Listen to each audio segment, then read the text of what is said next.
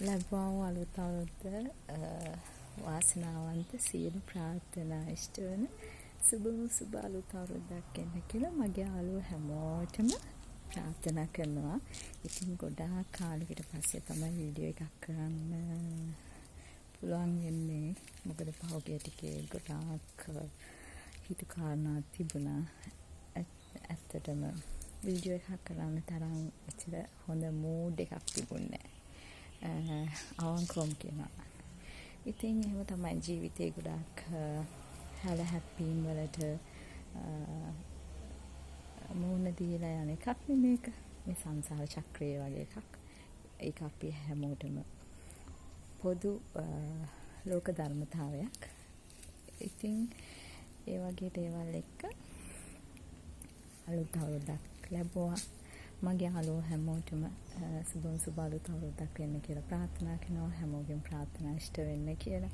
අධ්‍යාපන කටයුතු, ආධ්‍යාත්මික කටයුතු, ලෞකික කටයුතු, සංස්කෘතික කටයුතු. මොකද ගොඩක් යාළුවෝ ඉන්නවා මගේ.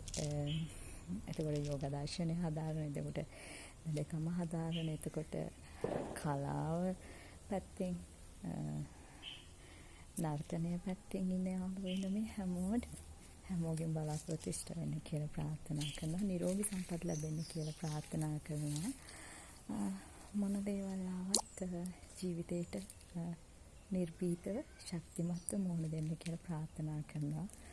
මොකද සමහර වෙලාවට අපි ජීවත් වෙනකොට අපිට එක මිනිස්සුන්ගේ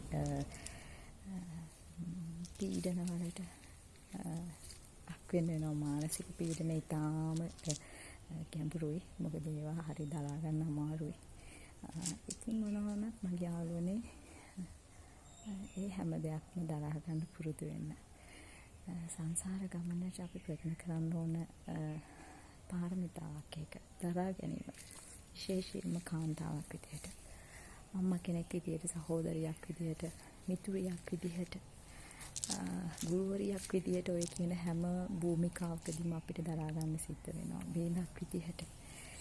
ඉතින් ඒ වගේ හැමෝටම පුංචි දේවල් ටිකක් කියලා හැමෝටම සුබ අලුත් අවුරුද්දක් එන්න කියලා කියනවා. නිරෝගී සම්පත් ලැබෙන්න කියන හැමෝගෙම සියලු ප්‍රාර්ථනා ඉෂ්ට වෙන්න කියලා කියනවා. හැමෝටම සුබ අලුත් අවුරුද්දක් ඒවා පරිස්සමෙන් ඉන්න. ජ්‍යොතිෂ්‍ය පැත්තෙන් කතා කරත් ඒ පැතිවලිනුත් ඇත්තටම මේ දවස්වල ලොකුවට මානසික පීඩා විඳින අය ඉන්නවා. ඉතින් හැමෝටම සහනයක් වෙන්න කියනවා. ආධ්‍යාත්මික ගුණ වර්ධනය කරගන්න කියනවා.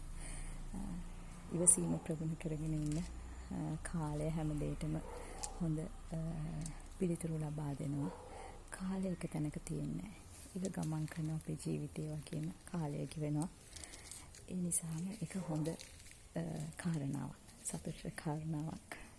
ඉතින් හැමෝම සතුටින් ඉන්න කියලා කියනවා. සුබ අලුත් අවුරුද්දක් වේවා. හම්බෙමු එහෙනම් ආපහු.